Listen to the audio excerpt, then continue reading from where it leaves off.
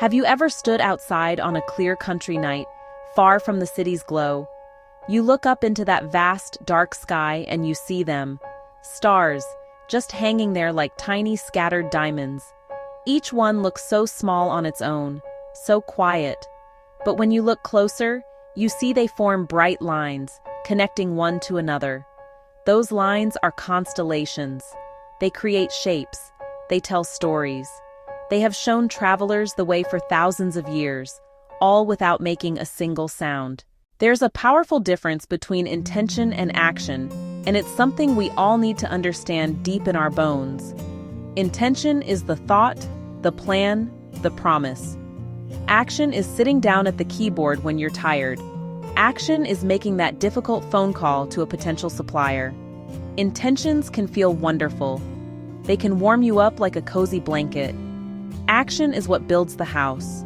Action is what forges the path forward, step by difficult step. The great teacher Jim Rohn spoke about this with such simple clarity. He taught that success is a discipline and it is born from action. Now, I know it sounds a little strange at first. Aren't we supposed to share our dreams to get support? But there is a quiet power in holding your goals close to your chest, especially in the beginning. When you tell too many people your plan, you invite a world of voices into a space that needs to be sacred. People will have their reactions, and they always will. Keeping your goal quiet keeps your hunger sharp.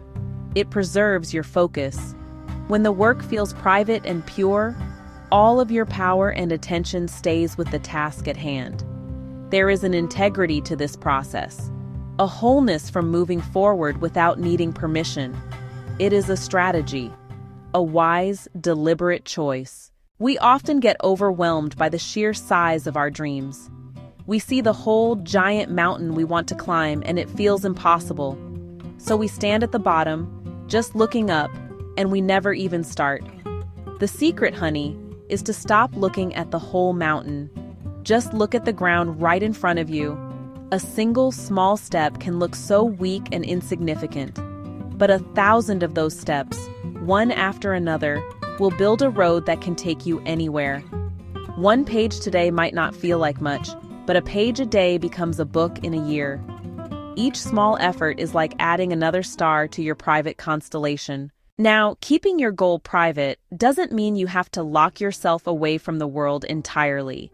Lord, no. We are not meant to go through this life alone. What it does mean is that you must be incredibly intentional about who you let into your inner circle. You need to surround yourself with like-minded people.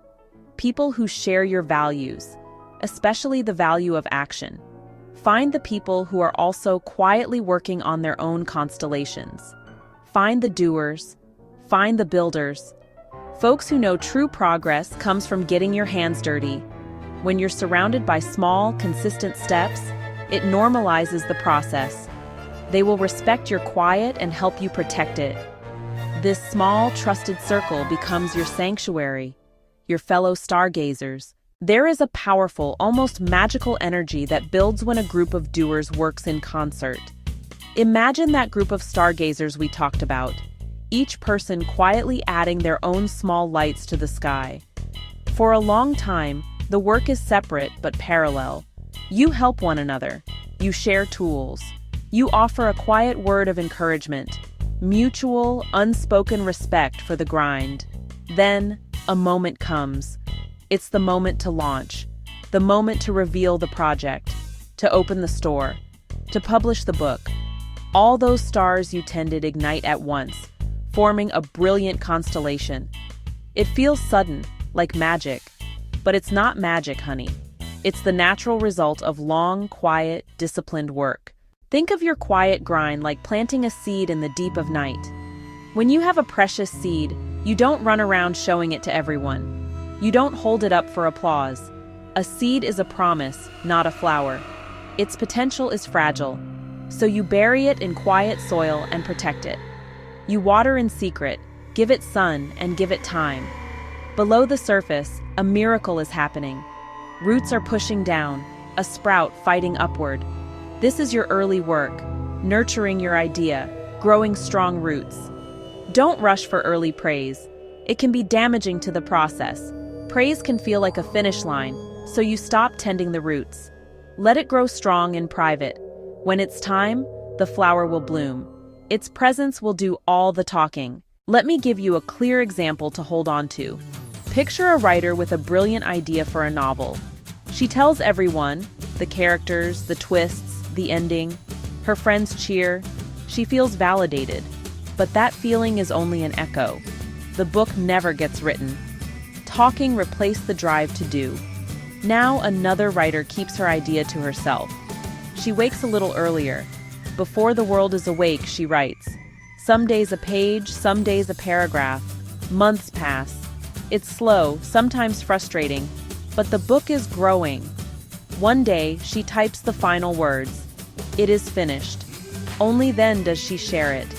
The world sees a complete book. It's the same with a business. Work in quiet until it's solid. The launch is strong because it's built on work, not wishes. The time for talking is over. It is time to begin. The sky teaches patience. The stars don't rush to appear. Constellations form slowly, one point of light at a time. Your work is the same. Add your small lights, day after day. Be faithful in adding light. When your moment comes, let your work glow. Let the result be loud. Let the world see a finished thing, something with weight and substance. Let them feel the force of your quiet hours. The applause will come then. Oh, it will be sweeter. It will be real. It will be earned. Start today. Do one small thing toward your goal. Here's the challenge. Do not post about it. Keep it close. Let it be your secret. Trust the power of small steps. Trust the quiet work in the dark.